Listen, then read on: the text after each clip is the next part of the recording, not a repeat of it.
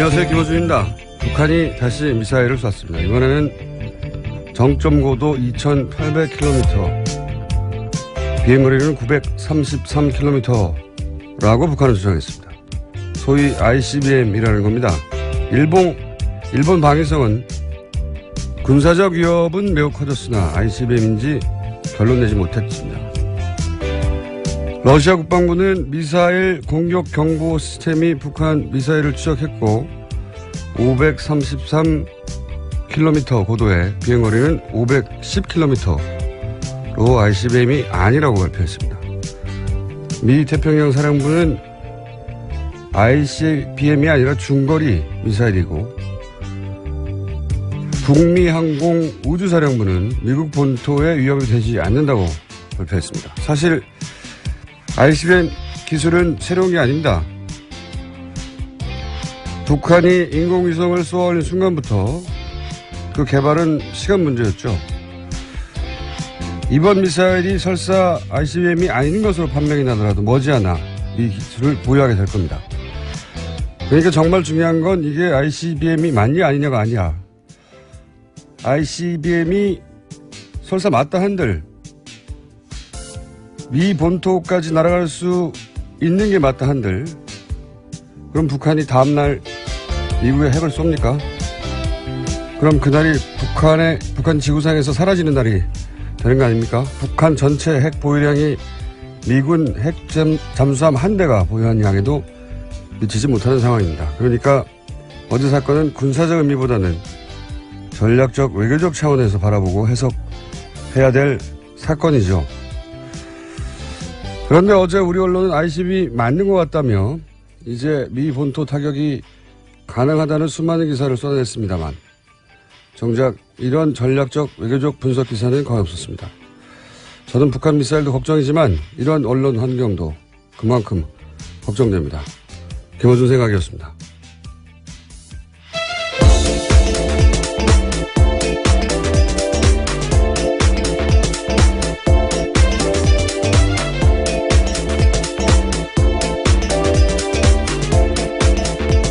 시사인의 김은지입니다.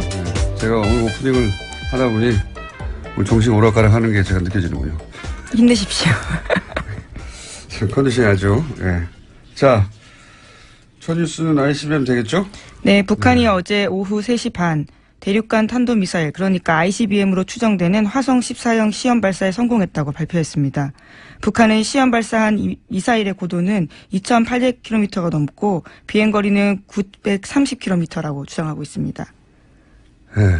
이게 원래 인공위성과 기본 기술이 같기 때문에 물론 대기권에 재진입하는 기술, 핵탄두의 소형화 이런 기술적 과제가 남아있긴 하지만 그러니까 이게 벌써 2012년 아닙니까? 북한이 인공위성을 쏘아올렸다고 처음에 주장했던 게. 예. 그리고 사실 ICBM 기술이라는 게 이게 미국, 러시아가 50년대 말에 개발한 거예요. 60년 전 기술입니다, 사실. 예. 새롭거나,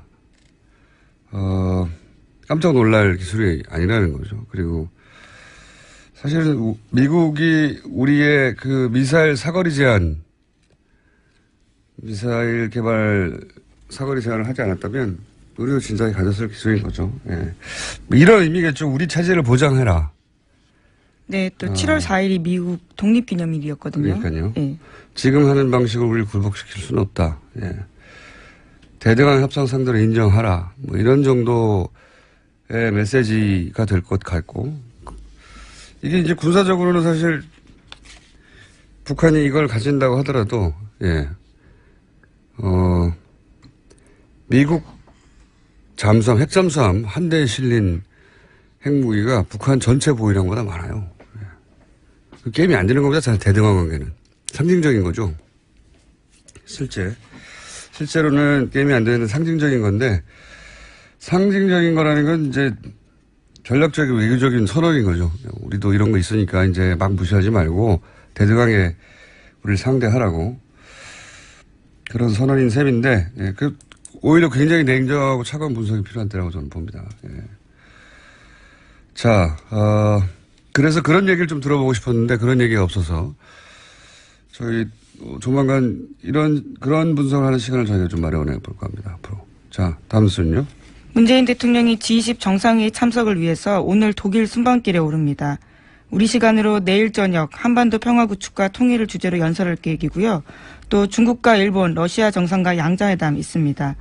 게다가 한미일 3국 정상 만참도 잇따라 예정돼 있습니다. 그렇군요. 제가 아까 오프닝을 보통 메모로 써놓고 하는데 오늘은 오프닝을 다 못 썼어요. 여차저차해서. 나중에 한번 들어봐야 되겠습니다. 앞뒤 말이 되는지. 뜬금없이 고백을 또 이렇게 하십니까? 아니, 이 ICBM에 대해서 오프닝에서 했어야 할 말을 지금 좀 전에 했거든요. 그래서 내가 그 말을 했나 안 했나 생각이 안 들어. 비슷한 취지의 이야기를 하신 걸로 비슷한 취지의 기억합니다. 이야기. 예. 네. 대충 퉁으로 알아들어 주십시오. 자, G20 또 해외 나가시네요. 예. 네, 4박 6일 일정이고요. 거의 곧바로이죠. 미국 한국에는 갔다가. 언제 있습니까? 근데 제가 알기로는 여기, 그러니까 독일 연설, 그 독일 한 재단에서 그 연설할 것으로 예정돼 있어. 거기 지금 시진핑 주석도 독일 방문했을 때 연설했던 재단이죠. 아마도 거기서 이제 뭐 과거 베를린 선언처럼 어떤 일종의 대북 독트린 같은 거 발표할 예정이었던 것으로 알고 있는데 문구가 일부 수정되겠네요. 아무래도 지금 환경이 변하다 보니까요. 영향을 받을 것으로 보입니다. 네. 근데 기본적으로 저는 이 ICBM 가지고 이제 굉장히 크게 어제 하루 종일 보도가 됐는데 그럴 일은 아니라고 봅니다. 네. 어떤 메시지, 어떤 의도인지를 파악하고 예, 대응할 일인 것 같습니다. 이걸 무기로 하라고 자꾸 거리가 얼마니 할 일은 아닌 것 같고요. 자, 다음 뉴스는요. 네, 국민의당 제보 조작 사건 소식입니다. 어제 검찰은 이유미 씨가 조작 사실을 가장 먼저 털어놨다라는 조성은 전 국민의당 비상대책위원을 불렀습니다. 그런데 조 전 비대위원은 출두 전에 언론과 인터뷰를 했는데 여기서 눈에 띄는 말이 있습니다. 조 전 비대위원에 따르면 이유미 씨가 이준서 전 최고위원이 선거는 이기면 되는 것이다. 그러니까 선거는 이기면 게임 끝이다 라면서 자료를 독촉했다라고 합니다. 관련 증거를 다 갖고 있다고 주장도 했는데요.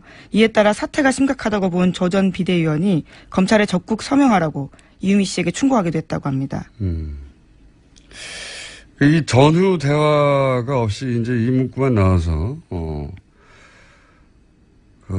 근데 이제 전후 대화가 어떠냐에 따라서는 뭐 그 자료가 사실이 아니라 하더라도 뭐 그 자료가 만들어낸 것이라 하더라도 선거만 이기면 되는 거 아니냐 하는 그런 의미로 취지로 이유미 씨는 받아들였다 이렇게 얘기할 수 있겠네요. 예. 그 말을 계속 반복적으로 했는데 그 말이 무슨 소리야? 뭐 만들어내는 거 아니야? 이기면 되니까 이렇게 받아들였다고 주장할 수는 있겠고. 예. 이준서 전 최고위원은 아니다. 그런 말이 아니라 선거라는 게 결국 승리가 모든 것이다라는 일반론적인 이야기다. 뭐 이렇게 주장할 수가 있겠네요. 이건 이 말만 가지고는 어떤 결론을 내기 어려울 것 같고, 예. 어쨌든 그런 공방이 지금 있겠습니다, 검찰. 네, 이제까지 국민의당 진상조사단에서 밝힌 것과 좀 다른 결의 이야기들이 계속 나오고 있는 거죠. 알겠습니다. 관련 뉴스 또 있나요? 네, 해당 사건 터진 지 오늘로써 열흘째입니다. 어제 국민의당에서는 침묵을 지키고 있는 안철수 전 대표를 향해서 사과를 촉구하는 목소리가 공식적으로 제기됐습니다. 김태일 국민의당 혁신위원장인데요. 기자간담회를 열어서 안 전 대표의 사과 문제에 대해서 언급했습니다. 빠르면 빠를수록 좋다면서 안 전 대표의 신속한 사과를 요구한 겁니다. 뭐 이 이야기는 초반부터 나왔죠. 이제 발언 타이밍은 사실상 늦었다고 보고 남은 메시지가 별로 없거든요. 예. 저는 물론 실제 정계 은퇴를 할 거라고 생각하지는 않습니다만 정계 은퇴에 준하는 메시지가 나오거나 정반대로 대단히 공세적으로 공격적으로 사과도 하지만 방점은 본인이 직접 이 위기를 극복해내겠다 전면에 서서 이런 두 가지 정도밖에 메시지가 남지 않은 게 아닌가. 예. 이제 뭐 사과는 큰 의미가 없죠. 네, 김태일 위원장도 어제 신뢰 회복의 요체는 책임이다라고 강조한 바가 있거든요. 책임져야 된다라는 거죠. 이분은 계속 그런 주장을 하고 있는데, 네. 그거는 혁신위원장이나 혹은 당내 주장 요구보다는 안철수 전 대표가 이제 이 정도의 발언을 해야 더 이상 새로운 내용이 나올 게 없다 하는 시점은 가야 나오겠죠. 한참 걸릴 거라고 봅니다. 이제. 이미 늦어졌는데 뭐.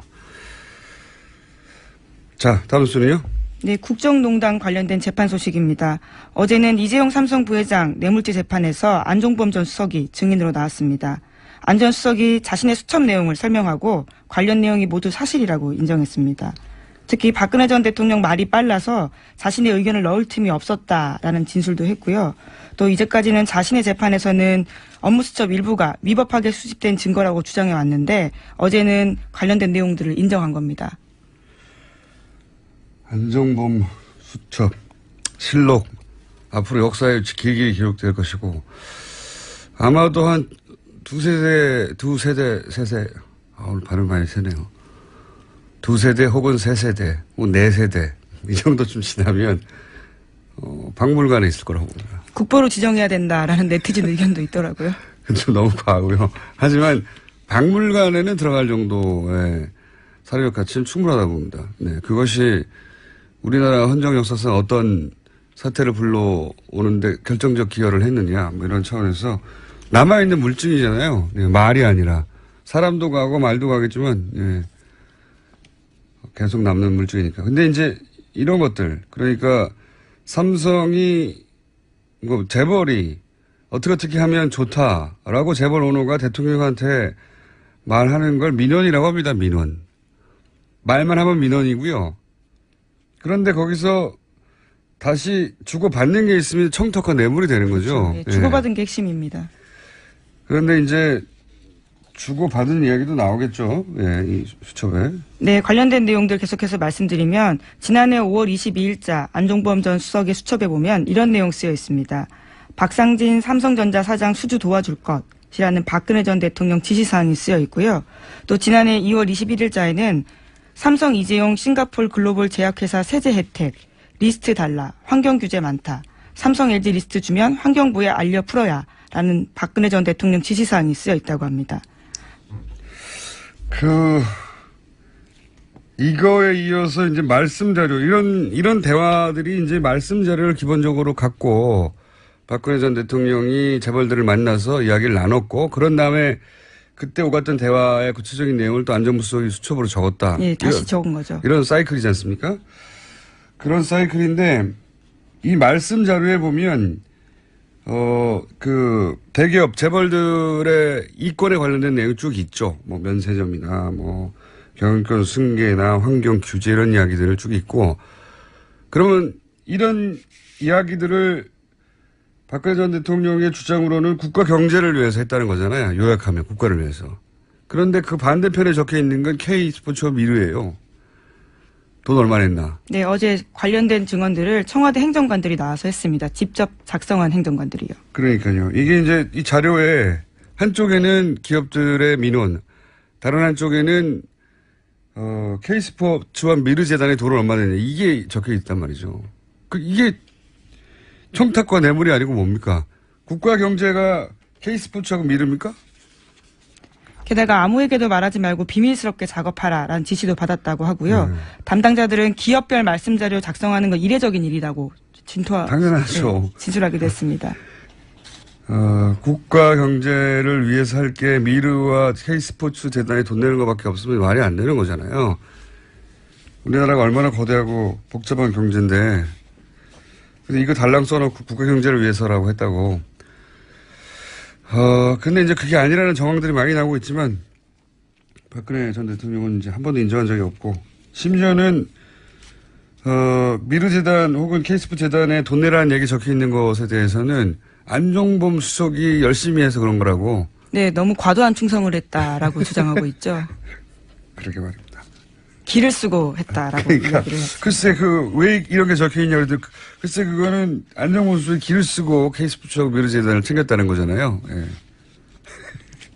기를 쓰고. 왜 그랬는지 모르겠다며 충성심이 과도해서 그런 거 아니겠냐고 아니었네요 하고 이렇게 얘기를 했다고 하니까. 네, 그래서 어제 안전수석이 강한 톤으로 말한 걸 수도 있는데요. 모두 박 전 대통령이 시켰다라는 거죠. 너무 당연한 거 아닙니까? 그리고 다른 이야기를 정원양화 했더니 너무 빠른 속도로 말을 전해줘서 다른 건 하나도 적을 시간이 없었다는 거잖아요. 예. 얼마나 대단합니까? 대통령 한 말만 적힌 수첩이 수십 건이고, 예. 그 수첩으로 재판을 했다는 게. 그렇다는 얘기는 최순실 씨가 얼마나 많은 요구를 대통령에게 한 겁니까? 예. 안정범 수석이 다이어리를 몇십 건을 적을 만큼. 우리가 알고 있는 게 전부가 아니에요. 저는 그 문장들을 해석을 못했거나 이제 검찰이 그 수첩을 봤다 하더라도 당장 기소된 사안에 관해서만 그리고 워낙 짧게 단어로 되어 있으니까 사안에 관해서만 엮었을 거 아닙니까? 예, 아무래도 그렇습니다. 저희도 내용 대충 다 봤는데요. 시사인이요? 예, 네. 저희 의입수에서 다 봤습니다. 보도도 몇 차례 했는데. 그러셨군요. 예, 국내 정치 개입했던 내용들도 있고요. 예. 굉장히 다양한 내용들이 있습니다. 의료 규제와 관련된 내용도 있고. 네, 굉장히 많은데 당장 기소된 것, 당장 눈앞에 있는 사건과 관련된 것만 지금 뽑아서 보도되고 있는 거거든요. 근데 그 전체가 대통령의 지시사항이라고 하니 우리가 아직 전혀 감도 못 잡았던 큰 사건들이 그 안에 여전히 숨어 있다고 보는데 저는 차근차근 해보죠. 예. 자, 다음 순요. 네, 어제 홍준표 자유한국당 대표가 발목 잡는 식의 투쟁은 하지 말아야 한다라고 밝혔습니다. 그러니까 여야 갈등 현안에 무조건 반대만 해서는 안 된다라는 취지의 이야기를 한 건데요. 하지만 같은 날 소속 의원들은 문재인 대통령의 김상곤 사회부총리 임명에 반발해서 추경 및 정부조직법 심사를 거부하기로 했습니다. 정우택 원내대표는 홍준표 대표는 본인 생각을 자유롭게 말했지만 의원총회를 통해서 당론으로 결정한 것을 같이 생각해주고 행동을 취할 때는 한 방향으로 가는 게 옳다라는 이야기했습니다. 네. 한마디로 지금 당대표가 새로 뽑혔는데 원내대표가 원내대표 하고 싶은 대로 하고 있다는 거죠. 예. 그렇죠. 전혀 발을 맞추고 있지 않는 겁니다. 그러니까 당내 주류에게 홍준표 신임 대표의 영향이 안 서하고 있다. 네. 당내 알력, 권력 구도가 복잡한 거죠. 사실 대중적인 정무적 감각은 홍준표 대표가 탁월한 편이죠. 네, 어제 이런 이야기도 했습니다. 청문회 통해서 부적절한 사람이란 걸 국민이 알면 됐다. 임명하는 건 정부 책임이고 판단은 국민 몫이다. 거기에 당력 쏟을 필요 없다라는 이야기도 했거든요. 지금 한국당 스탠스가, 이게 대중적 감각이나 정무적 감각은 사실 굉장히 일반 눈높이에 맞기 때문에 그래서 보수 진영에서 막판에 표를 얻어낼 수도 있었죠. 물론 그 확장성에는 한계가 있었지만 그 전략으로는.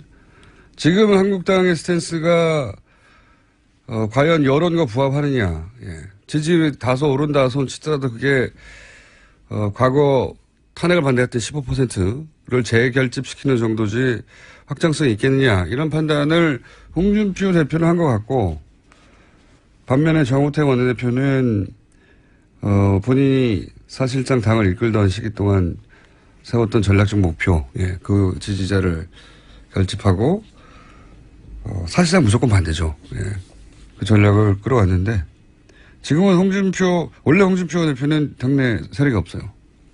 여러 차례 얘기했지만 없다 보니 당 대표로서 과연 앞으로 영이 설 것인지 관전 포인트입니다. 네. 하나 정도 더 하고 끝내야 될 것 같습니다. 네. 네, 박근혜 전 대통령의 오촌 조카 살인 사건 수사 기록이 사건이 발생한 지 6년 만에 유족들한테 공개가 됐습니다. 서울 북부지검은 어제 그동안 공개하지 않았던 박용철 씨의 통화 기록이 담긴 수사 기록 100쪽이 넘는 것을 복사해서 유족에게 전달했습니다. 검찰은 그러면서 이 오촌 살인 청부 의혹이 없다고 단정을 했죠. 네, 그런 식의 이야기도 했습니다. 그런데 검찰은 그런 단정을 할 만큼 이 사건을 수사한 적이 없어요. 예. 애초 이 사건은 경찰이 하루 수사하고 끝난 거거든요. 경찰이 하루 수사하고 결론을 내버렸어요. 검찰까지 가지 않았고. 근데 검찰이 전화통화 기록 보고 청부 의혹이 없는지 어떻게 단정을 합니까? 네. 그건 말이 안 되는 것 같고. 오히려 이 사건은, 주진우 기자나 저나 SBS 그것이 알고 싶다 팀이 훨씬 길고 오래 많이 조사했어요. 저도 같이 했습니다. 김은지 기자도 부사수로 했죠. 예. 이 검찰이 이렇게 단정하면 안 된다고 저는 보고요. 예. 그리고 주요 관계자들 대부분이 사망하고 잠적했는데 검찰은 누구하고 말을 해보고 이걸 총무가 없다고 단정을 합니까? 해서 저희가 잠시 후에 주준희 기자하고 이 사안을 벌써 연결돼 있어요? 네. 저희 PD가 연결돼 있다고 지금 막 사인을 그냥 주면 되지 뭐 난리를 치면서 손을 흔들면서 자 주준희 기자 연결돼 있는데 요 사안을 한번 짚어보겠습니다. 안녕하세요. 안녕하십니까. 자, 살해당한 박용철 씨 아들 박모 씨가 북부지검에 이제 통화 내역을 요청한 것으로 알고 있는데 처음 통화 내역을 요구한 게 언제입니까 이게? 사실 3, 4년 됐습니다. 줄기차게 요청했는데 주지 않았습니다. 검사들이. 그래서 7개월 전인 2016년 12월 7일 소송을 제기했습니다. 소송을 7개월 전이네요. 그러면 당시 이게 북부지검이죠. 북부지검에서 유족에게 통화 내역을 몇 년간에 걸쳐서 주지 않았던 이유는 뭡니까? 뭐라고 하면서 안 준 겁니까? 수사기법 기밀 누설 그리고 불필요한 분쟁을 야기할 것이 우려된다는 것입니다. 무슨 수사기법이 누설된다는 거죠? 없지요. 항상 답이 짧아요. 불필요한 분쟁은 뭘 의미하는 겁니까 그럼? 아마도 박근혜, 박지만, 정윤회 등 실세들이 그 이름이 나오는 것이 어떤 분쟁을 일으키는 거 아닌가 이렇게 생각합니다. 검찰이 그렇게 생각했을 것 같다. 예. 그런 당시는 이제 박근혜 전 대통령이 집권하는 시기였으니까요. 그런 실세들 이름이 등장해서 문제를 일으킬 수 있으니까 하지 말자 이런 의미였을 것이다. 예. 분쟁이 필요한지 아닌지는 검찰이 판단하는 게 아니라고 보는데, 자, 여하간, 유족이 행정법원에 이제, 소를 제기한 게 올해 1월 4일이고, 승소는 6월 초에 했던 것으로 기억을 하는데, 그럼 이제 유족이 이 자료를 직접 받는 데까지 왜 이렇게 거의 한 달 가까이 걸린 거죠? 재판에서 그 내용을 공개하라, 유족한테 줘라 이렇게 했었는데 주지 않았습니다. 변호인들이 계속 요청을 했어도 담당 검사는 결재가 나지 않았다고 주지 않았고요. 그리고 누구한테 물어봐도 대답을 안 했습니다. 그러다가 공판 검사였던 김명옥 검사가 변호인한테 자료를 제공하겠다고 하면서 다시 제공했습니다. 하지만 자료가 다 지워진 채로 전달됐습니다. 그래서 지금 변호인들과 가족은 소송을 다시 해야 되는 거 아닌가 지금 그렇게 고민하고 있습니다. 어떤 자료가 지워진 채로 제공이 됐어요? 어떤 부분? 전화번호, 통화 내역을 달라고 했는데 전화번호에 그 뒷자리가 다 지워져 있었고요. 이름도 다 지워져 있고요. 주소도 다 지워졌습니다. 이런 내용은 줄 필요도 없고요. 사실 왜 이렇게 가려있는지 이해할 수 없습니다. 그러니까 지금 통화 내역을 공개하라고 했는데. 예, 통화 내역을 다 지우고 줬습니다. 네, 꼭 필요한 통화한 사람의 이름, 그리고 통화 상대방의 뒷번호, 그리고 그 주소를 지운 채 줬다고요? 예. 네. 그럼 이건 공개한 게 아니잖아요, 이게. 네, 그렇습니다. 그래서 다시 그걸 지우지 않은 버전을 달라고 소를 제기할지도 모른다, 다시 한번. 그런 거고요. 네. 근데 이게 이제 개인정보보호법상 보호 대상이 되는 게 맞나? 일부의 개인정보를 삭제하고 줬다고 하는데? 그렇지 않습니다. 그리고 가족이 사실 확인을 위해서 달라고 했기 때문에. 네, 이런 건 개인정보 보호하고는 조금 거리가 멀고요. 그냥 가려서 줬어요. 자기네 멋대로. 지금껏 그랬습니다. 제가 알기로는 이제 박용철 씨가 직접 통화한 사람들이고 그랬다는 건 박용철 씨에게 전화번호를 줬다는 거거든요, 그 사람들이. 그렇기 때문에. 그리고 그 살인 사건 관련자들입니다. 지원 사람들이 특히나. 네. 그러니까 박용철 씨에게 전화번호를 줬다는 것은 이미 개인정보보호법 대상이 아니다. 이렇게 법적으로 봐야 되는 걸로 아는데. 자, 그러면은 이 공개된 자료, 뭐 중요한 정보들은 지워진 채로 왔다고 하긴 하는데 이제 그 중에 안 지워진 부분을 통해서 확인할 수 있는 부분은 없습니까? 예를 들어서 뭐 경찰 수사 기록과 박영철 씨의 뭐 마지막 행적이 일치한다 안 한다라든지 이런 내용은 확인할 수 있는 부분인가요? 지워진 것만으로는 뭐 사건 관계를 지금 확인하기는 어려운데요. 사고 당일날 밤에 10시 36분에 통화한 내역이 있습니다. 그런데 이 내역 하나만 보더라도 박용철 씨가 마지막 있었던 행적과는 거리가 멉니다. 그러니 그 단초 하나만 가지고도 경찰 수사, 검찰 수사가 얼마나 부실했는지 말할 수 있습니다. 경찰은 신사동의 어느 술집을 거쳐서 신당동의 어느 술집을 거쳐서 박용철 씨가 갔다고 얘기했는데 신사동의 술집에 박용철 씨가 가지 않았던 게 이 통화 내역으로도 그 확인이 됩니다. 그리고 제가 취재해 본 결과 박용철 씨가 마지막 갔던 술집에 대해서는 그 존재하지 않는 술집이었어요. 그렇죠. 가지 않은 게 아니라 아예 술집 자체가 없었었죠. 네. 네, 그렇습니다. 그래서 얼마나 그 부실했는지 검찰이 왜 그 수사를 안 하고 덮으려고 했는지 통화 내역조차 수사를 안 했는지 그런 의구심이 더 커집니다. 그렇죠. 이 내용을 보면 뭐 통화 내역도 수사를 안 했고 당시 CCTV도 확보를 안 했고 뭐 모든 사건이 나면 요즘은 CCTV 통화 내역부터 확보하는데 그게 제 1순위입니다. 네, 그 두 가지가 없었어요. 네. 그리고 지금 이야기하고 있는 이제 마지막 술집 그 시점 그 술집 갔다 가는 술집은 경찰 수사 기록에는 있는데 나중에 보니까 아예 없었고 그리고 그 술집에 갔다고 주장했던 분은 라면을 먹다가 사망했죠. 네. 그렇습니다. 자, 한두 가지만 더 여쭤보겠습니다. 이 정도 마무리하려고 하다가 생각해 보니까 혹시 이제 지금 몇 년째 계속 후속 취재를 하고 있는데 최근에 이 사건과 직접 혹은 간접 관계 있는 인물 중에 보도된 사건 말고 또 다른 사건이 혹시 있는 게 있습니까? 아까 라면 먹다 죽은 분이 있었지 않습니까? 네. 그리고 또 이 살인사건의, 오촌살인사건의 핵심 당사자가, 지난해 심장마비로 갑자기, 사망했습니다. 박지만 씨의 수행비서 또는 예, 뭐. 그렇습니다. 예. 그분이 갑자기 사망했죠. 박지만 씨의 비서실장, 이 오촌살인사건의 가장 핵심, 인물이라고 할 수 있죠. 인물로 꼽히는 정용희 씨라는 예. 사람이 최근에 지난달에 자살 미수 사건이 있었습니다. 자살 미수. 동해안에 실종 신고가 돼서 동해안에서 차를 찾았는데 자살 미수 사건으로 경찰까지 출동했는데 이게 조금 석연찮습니다.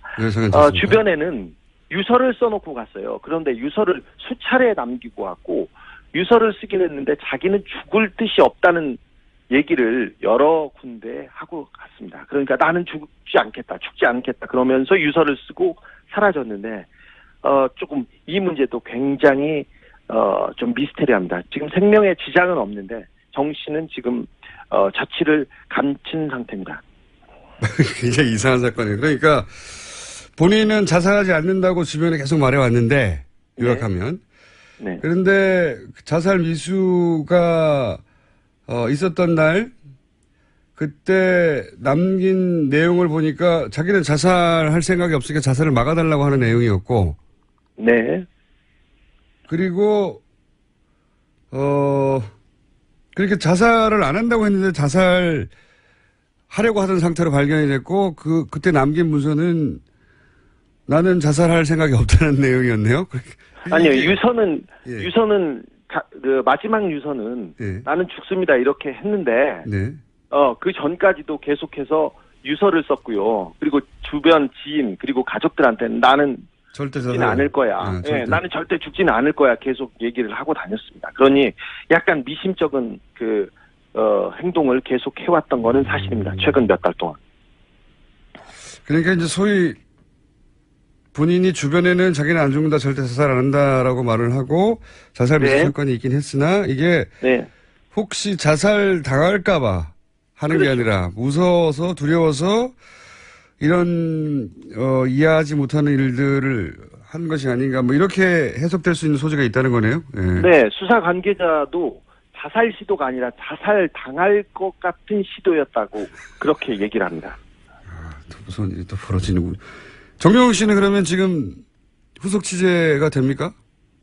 네, 지금 병원에서 나와서 어디에 잠적해 있는데요. 어느 절 주변을 이렇게 전전하고 있다고 하는데, 사실 정용희 씨가 조금 두려움에 떤 지가 좀 몇 달 됐어요. 이분은 박지만 씨한테 버림을 받았고, 정윤혜 씨는 친척형입니다.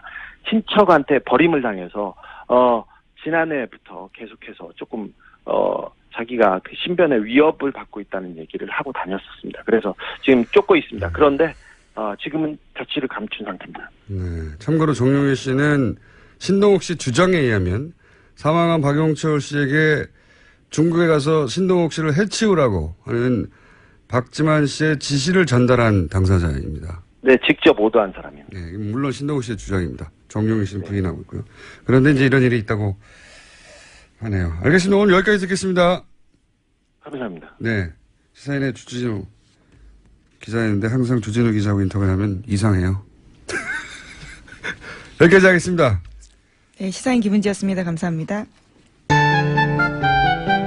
수요일 3부에 있었던 가장 인기 있는 코너였죠. 예, 그런데 아니군요. 화요일 3부에 있었었군요. 예, 그런데 수요일 2부로 옮기게 된 시간입니다. 수요일 2부가 원래 이해훈 의원의 나라걱정 시간이었는데 이 시간이 탐난다고 호시탐탐 노리시다가 이해훈 의원이 당대표로 빠지시면서 이 시간대를 내놔라. 노회찬 원내대표 나오셨습니다. 안녕하십니까? 예, 안녕하십니까? 예, 이 시간대를 좋아하셨군요. 아니요, 제가 화요일 날 마치고 이제 바로 의원총회가 있기 때문에 시간이 좀 겹쳐가지고. 그래서 항상 바쁘셨구나. 예. 조금만 시간이 늦어도 이제 그냥 가야 된다고 막 그러셨군요. 사건 사고가 제법 좀 있습니다. 지난 한 주 동안 또. 일단 가장 최근인 홍준표 전 대표, 물론 예상하셨지만, 홍준표 전 대표가 아니죠. 이제 대표도 다시. 예. 한 번 대표를 하셨다가 이제 5년 만에 다시 대표가 됐는데, 일단, 축하든 뭐든 한마디 해주셔야죠. 공식적으로. 예. 경남도지사를 또 지냈기 때문에 저하고도 각별한 관계가 없지 않고. 예. 여하튼 당의 또 대표로 지금 현재 자유한국당이 매우 어려운 처지 아닙니까? 그런 당의 또 대표로 선출됐기 때문에 일단은 뭐 어려운 짐을 맡은 데 대해서 축하드리고. 어려운 짐을 맡은 데 대해서 축하드리고. 뭐 꼭 그런 뜻은 아니고 하여튼 축하드리고. 네. 또 잘 헤쳐나가시길 또 기대합니다. 알겠습니다. 근데 지금 홍준표 대표의 영이 잘 안 쓰는 것 같아요. 본인은 지금 정부가 하는 일, 다 반대하는 이런 방식은 아니라고 본다라고 했는데, 정우택 원내대표는 그대로 가고 있거든요. 일단은 자유한국당의 원내 대책을 보면은 최대한 이 차별화를 통해서 존재감을 보여주겠다는 것이고. 최대한의 태클. 예. 그 차별화를 여당과의 차별화만이 아니라 경우에 따라서는 다른 야당과의 어떤 차별화까지도 서슴지 않고 선택하는. 그래서 가장 강력한 노선을 보여주겠다라는 게 일단은 원내 노선인 것 같아요. 네네. 근데 이제 홍준표 대표가 이제 취임하면서 그와는 좀 다르게 인정할 건 인정하고 넘어가야 되지 않느냐라는 말을 했는데 일단 말은 그것까지 했는데 행동은 아직 그까지 안 나아가는 것 같아요. 정우택 원내대표 거기에 대해서 코멘트한 걸 보면 원내총회, 의원총회에서 결정한 사항이니까 강경 노선으로 계속 가겠다는 정도의 취지로 얘기를 했거든요. 그러니까 홍준표 당대표는 그렇게 생각하는지 몰라도 의원들은 그렇게 생각 안 하고 우리는 그렇게 안 해왔어. 라고 튕기는 것 같은데요, 지금. 그러니까 이 당이 지금 선거에 패배는 했지만은 다음 목표나 향후 전망에 대해서 나름대로의 자신감과 결기를 가지고서 같이 움직여 나가는 그런 상태가 지금 아닌 거죠. 그러다 보니까 정우택 원내대표도 홍 대표의 당선 일성, 당선되자마자 뭐라고 얘기했냐면은 원내 대표와 당 대표가 이렇게 큰 추락을 없이 사건 사고 없이 이렇게 잘 헤쳐나가길 바란다고 얘기한 것 자체가 여러 가지 어떤 돌발 변수가 숨어 있다라는. 트러블이 있다는 얘기죠. 예. 예. 그건 뭐 가능성이 있다는 얘기죠. 그건 어차피 또 함께 일해왔던 분들도 아니기 때문에 그런 거죠. 정우택 원내대표가 또 한편으로는 이참에 본인의 존재감을 세우고 정치적으로 더 크려고 하는 것도 있는 것 같아요. 예. 예, 근데 어떤 방향이 됐든 간에 지금 우리가 좀 제가 지적하고 싶은 건 뭔가면은 자유한국당 자신이 지금 기로에 서 있어요. 그래서 보수의 본당으로 다시 일어서느냐, 예. 아니면 수구 잔당으로 몰락하느냐. 과거 자민련이 없어질 때부터도 보면은 그냥 한 번에 가거든요. 맞습니다. 정당이라는 게 한 번에 갑니다. 예, 그래서 열린우리당도 마찬가지였어요. 한 번에 갑니다. 예. 예. 한 번에 뜨기도 하지만. 예. 그래서 그런 기로에 서 있기 때문에 사실은 근본적인 좀 여러 가지 문제들에 대해서 그 내부에서 이렇게 확인하고 또 국민들에게도 보여줄 바가 많은데 아직도 예를 들면은 그쪽에 당원권은 정지됐다고 하나 박근혜 전 대통령이 여전히 당원이지 않습니까? 예. 그 당원이 현직 대통령에서 파면당하고 탄핵당하고 감옥까지 갔는데 그 사태에 대해서 지금 어떤 국민들에게 제대로 된 사과를 한번 했느냐라는 거죠. 그리고 또 그걸 씻고 지금도 뭐 일각에서는 무죄다라고 얘기하는 거 아니에요. 억울하게 그러니까요. 탄핵당했다라고 예. 지금. 감옥에서 빨리 꺼내야 예. 된다고. 예. 그렇게 얘기를 하는 그것이 진짜 노선인지 국민에 대해서 진심으로 하는 얘기인지 아닌지 이런 것부터 하나하나 정립해가지고 제대로 된 보수정당으로 새로 날 것인지 아니면은 그냥 이제 수구잔당으로 몰락의 길을 갖다가 그냥 마다않고 갈 것인지를 오히려 결정해야 될 때지 자기들끼리 뭐 다투고 하는 문제는 아닐 것 같습니다. 그 친박계라고 나는 친박계라고 주장하는 사람은 아무도 없지만 여전히 그 힘이 센 것 같습니다. 그 자유한국당 내에서는. 친박계가 두려워하는 거는 그 홍준표 지금 새 지도부가 아니고 예. 뭐 그 친박계를 등용하네 안 하네 얘기하지만은 친박계는 그런데 지금 연연하는 게 아니라 사정당국 현 정권의 사정당국을 갖다가 이제 두려워하고 그쪽을 주로 쳐다보는 거죠. 예. 그렇겠죠, 당연히. 그래서 더 강하게 나오는지도 모릅니다, 지금. 예. 우리 건들면 우리도 가만히 있지 않겠다고 하는 제스처일 것도 같고. 홍준표 전 대표가 아니라 자꾸 전 대표라고 하네요. 전 후보, 현 대표는 저희가 조만간 모시겠습니다, 직접. 국민의당 사태의 추이는 어떻게 보고 계십니까?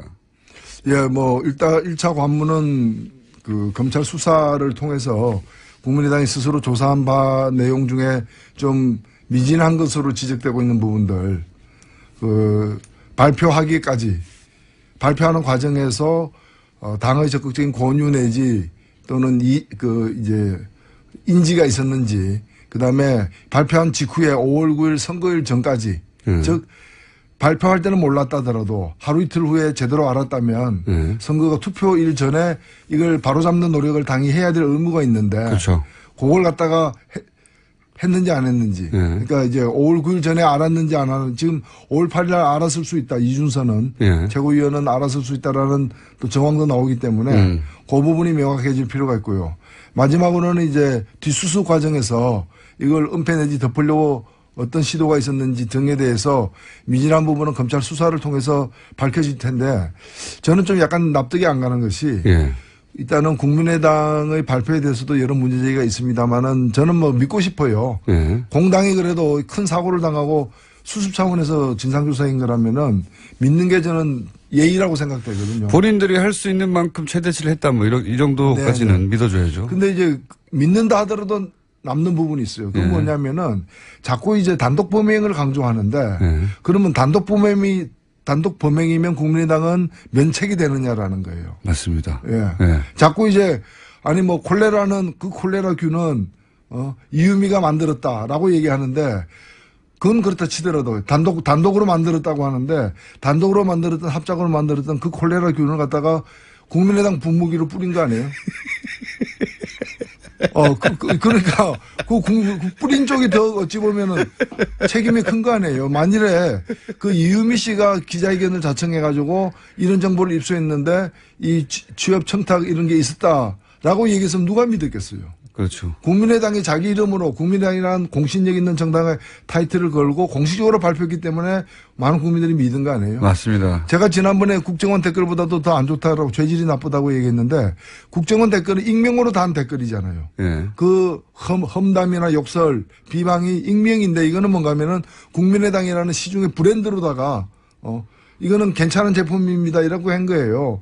그러니까 가습기 살균제도 그 유명한 회사들에서 나온 거하고 이름 처음 보는 이상한 조그만한 영세업체에서 나온 거하고는 그 소비자들에 대한 설득력이 다르잖아요. 피해 규모도 달라지는 거예요. 그렇기 네. 때문에 이것을 국민당 이름으로 공개해서 영향을 미친 데 대한 그런 어떤 이 반성이나 사과나 이 대목이 잘 안 보이고 그냥 이거는 저 사람이 단독으로 만든 거예요. 그 얘기만 하고 있다는 거예요. 이게 자동차 회사 같으면 전량 리콜 아니겠어요?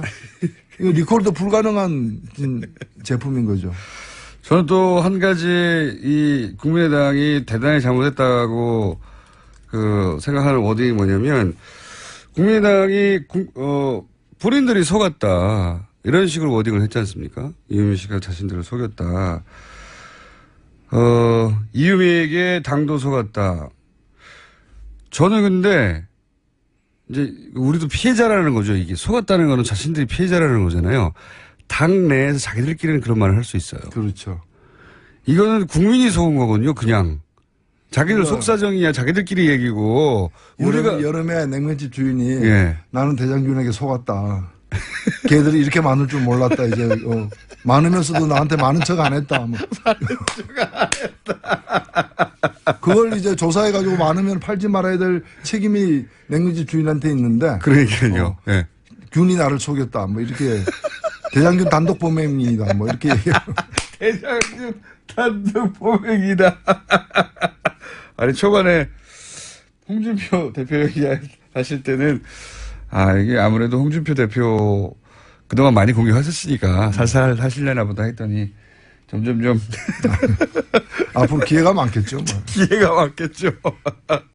균이 나를 속였다.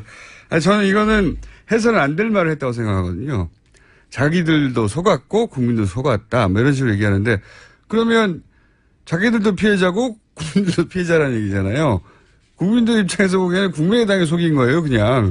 이유미 씨가 누군지 알지도 못하고. 그런 이제 생각이 들 수 있겠죠. 그러나 공당에서 네. 그런 제보를 갖다가 아무리 뭐 당직자가 얘기했다 하더라도 엄청난 그 사실을 갖다가 확인도 안 하고 바로 얘기할 수는 없는 것이고. 그러니까요. 이 다 모든 것이 드러난 상황에서는 그 점에 대한 어떤 죄책감 이런 게 커야죠. 그게 정상이죠. 그러니까 냉면집 주인이 정확한 비유 맞습니다. 냉면집 주인이 균이 나를 속였다고. 우리도 피해자라고. 네. 대장균은 말이 없다. 뭐 이런 대장균은 말이 없다. 심상정 대표님도 그런 표현을 하긴 하셨어요. 국민의당 꼬리를 잘라도 너무 짧게 잘랐다. 심상정 대표님도 뭐랄까요. 노회찬 원내대표님이 하시는 비유를 보면서 항상 부러웠을 거예요. 갑자기 왜 주제가 또 이상한 데로 생각. 그래서 이런 발언을 하신 것 같은데. 자, 그건 그렇고 하나 더 주제를 다뤄보고 오늘 끝내야 되겠습니다. 이 ICBM, 북한의 ICBM 발사에 대해서는 어떻게 바라봐야 됩니까? 어떻게 논평하시겠습니까? 예, 뭐 일부 언론에서는 문재인 대통령이 미국을 방문해가지고 북한에 대해서 이렇게 핵 동결하면 대화 프로그램으로 들어가겠다라고 제안을 하자마자 ICBM을 쏘음으로써 네. 우리의 제안을 거부한 것처럼 얘기하는데 저는 네. 그렇지 않다고 보고요. 저도 거꾸로 해석하거든요. 그렇죠. 네. 어찌 보면은 북한이 이걸 쏜 건 뭔가면 대화와 협상을 압박했다. 누구에게? 미국과 한국에게. 네. 사실 이제 다만 대등한 상대로 우리를 대해라 이거 아닙니까? 그런죠. 네. ICBM이라는 게 대륙간 탄도미사일이고 이건 아시아 대륙에서 아메리카 대륙으로 쏜 거기 때문에 네. 아메리카에 있는 나라 USA 예. 대화의 광장으로 나와라. 예. 자꾸 이제 중국을 갖다 건드려가지고 뒤에서 쑤시지 말고 예. 또 한국만 가지고 대화하기는 어렵다. 왜냐하면 모든 어떤 무기에 대한 통제권은 예. 미국이 갖고 있으니까 미국과 같이 대화해야 된다는 거고 저는 북한의 행동은 규탄해야 마땅하지만은 실제로 문제를 해결하기 위해서는 해석을 제대로 해야 되는데. 미국과 한국이 다 대화에 나서야지 미국이 계속해서 이제까지 보면 과거에 클린턴 정부 때도 8년 임기 거의 다 끝나갈 무렵에 울브라이트를 갖다 평양에 보내는 타이밍 놓치는 그거를 대응이 두고두고 있었고. 다들 후회하죠. 후회했죠. 예. 부시도 보면은 부시 4년을 허망하게 보내고 강경책으로 예. 그다음에 마지막에 이제 전략을 선회했지만은 너무 늦었고 오바마 같은 경우에는 전략적 인내라 해가지고 전략적 인내가 뭔가 하면은 아무것도 안 하는 거죠. 안 하는 게 전략적 인내인 거예요. 예. 그때 또 우리가 보수 정권이었기 때문에 뭘 할 수도 없었겠죠. 예, 그 없었죠. 그렇기 때문에 저는 이제 되려면은 제대로 해야 되는 거고 트럼프 정부도 과거 미국 정부의 실패를 전체를 밟아서는 안 된다고 봅니다. 적극적으로 임해야 된다고 봅니다. 그러니까요. 저는 이제 이런 ICBM이니 아니네, 맞네, 뭐 북한에서 미국까지 날아가네, 아니네 이런 얘기가 계속 집중해서 언론이 보도하는데 이걸 무기의 성능으로 볼 일이 아니고 무기의 성능으로 따지면 미국이 가지고 있는 핵은 뭐 북한이 가지고 있는 핵의 몇만 배 아닙니까? 비교도 안 되는 건데. 네. 몇만 배가 아니면 몇백만 배 되겠죠. 그러니까 무기의 성능으로 따질 일이 아니라 북한의 의도를 해석하고 계속해서 이게 뭘 하려고 하는 거냐 분석하는 게 나와야 되는데 무기로서만 자꾸 보도가 돼가지고요. 네. 저는 이 점과 관련해가지고 한국의 언론들이 자신들이 한 얘기에 대해서 정말 책임을 지고 반성할 건 반성해야 된다고 봅니다. 얼마 전에 그 문정인 특보가 예, 그러니까요. 미국 가서 핵 동결하면은 뭐 이 군사훈련을 줄이겠다고 하는 거 있죠. 네. 그 며칠 후에 보니까 미국 외교협회에서 공화당, 민주당이 합동으로 낸 전문가 보고서에 그게 들어가 있어요. 그러니까 미국도 주머니속에서 만지고 있는 카드인데 그러니까 그걸 말입니다. 갖다가 특보가 이런 것도 있을 수 있다라고 옵션을 얘기했다 그래가지고 난리라고. 벌떼처럼 달라들었잖아요. 노회찬 원내대표였습니다. 시간이 아쉽습니다. 또 뵙겠습니다. 네, 감사합니다. 북한이 또다시 미사일을 쏘아 올렸습니다.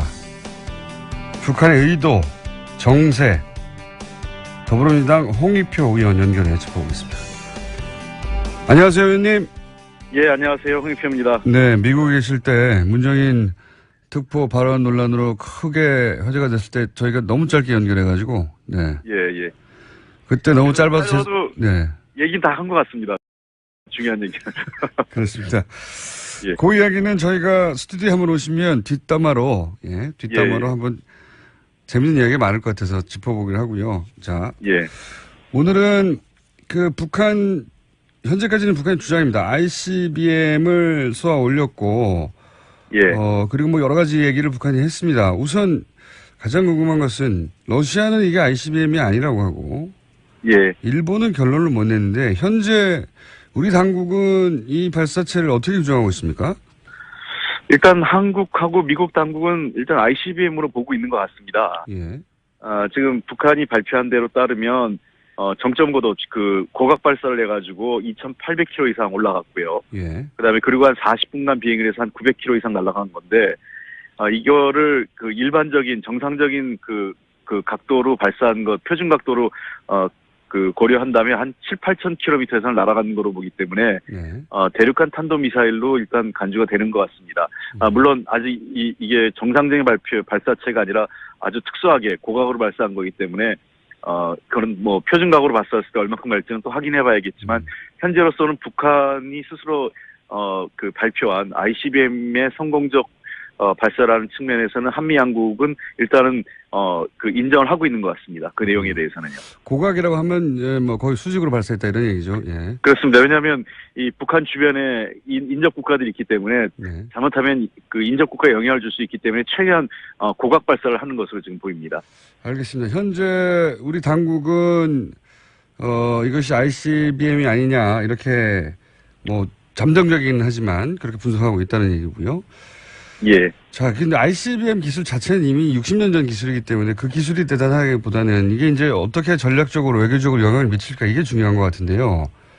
네. 북한 이렇게 이렇게 보시면 될 것 같습니다. 일단 ICBM 기술을 갖고 있는 나라가 많지는 않습니다. 네. 일단 북한이 ICBM이라고 할 때에는 그 발사체의 그 능력, 그다음에 이 그 고각으로 발사할 수 있는 능력하고 그다음에 대기권의 진입 능력, 그다음에 그렇죠. 대기권에서 다시 이 지상으로 떨어질 때 진입할 수 있는 능력 등을 포괄적으로 해서 기술인데 이런 그 ICBM 가지고 있는 기술이 많지는 않습니다. 다만 지금 말씀하신 것처럼 ICBM이라는 것은 지금 어느 나라든 그 냉전 시대 때부터 서로들 갖고 있었던 기술이기 때문에 이 군사 기술적 측면보다는 ICBM이라는 것은 굉장히 전략적 자산이라고 표현합니다. 예. 우리가 흔히 전략적 자산이라고 할 때에는 단순한 군사적 무기 이상의 안보적 그 측면, 그다음에 외교 안보적 측면에서 매우 중요한 의미를 갖고 있다고 말씀드릴 수 있겠습니다. 그래서 저는 이제 궁금한 것이 이게 몇 킬로미터로 날아갔다 이거보다는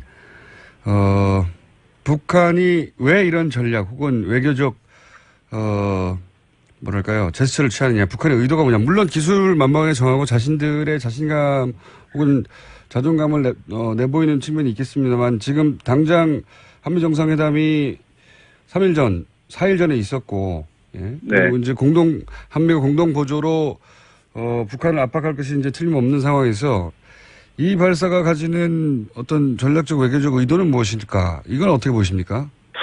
우선 김정일 시대와 김정은 시대의 그 전략이 좀 바뀐 것 같다, 이런 생각이 듭니다. 네. 과거 이제 김정일 시대의 전략이라는 것은 핵이나 어떤 그 대륙간 탄도미사일, 미사일 기술을 그 개발을 완료하지 않은 채, 물론 그 당시 북한이 아직 그런 이 기술 수준이 거기에 미치지 못한 측면도 있겠지만, 일단은 그런 그 핵이나 미사일을 개발할 가능성을 열어놓고 그 자체를 협상 전략으로 활용했다고 본다면, 김정은 시대의 외교 전략은 전략적 자산을 확보한 이후에 그러니까 소위 핵보유국이나 또는 대륙간 탄도미사일 기술을 확보한 전략적 자산을 보유한 상태로서 한국과 미국, 특히 미국과 대화에 나서겠다. 이게 좀 차이점이 있는 것 같아요. 그러니까 과거에는 그러한 기술을 보유할 건지 말 건지가 하나의 협상 카드였다면, 이제는 보유한 상태에서 서로 핵 군축 협상이라든지 아니면 양국 간의 관계 정상화 문제를 동등한 입장, 최소한의 완벽하게 북한과 미국이 동등하기는 쉽지 않겠지만 어느 정도는 균형 잡힌 입장에서 대화하겠다. 이게 김정은의 전략이 아닌가 생각됩니다. 그러니까 가장 첫 번째 메시지는 지금까지 이제 대북 제재들, 그런 제재로 우리를 꺾을 수는 없고 우리를 대등한 협상의 주체로 인정해야 한다, 이런 메시지가 첫 번째 아닐까 싶은데요, 저도. 네, 맞습니다. 제가 말씀드린 게 그런 의미죠. 그러니까 지금 계속 사실상 대화다운 대화가 없었죠, 북한 입장에서는. 예.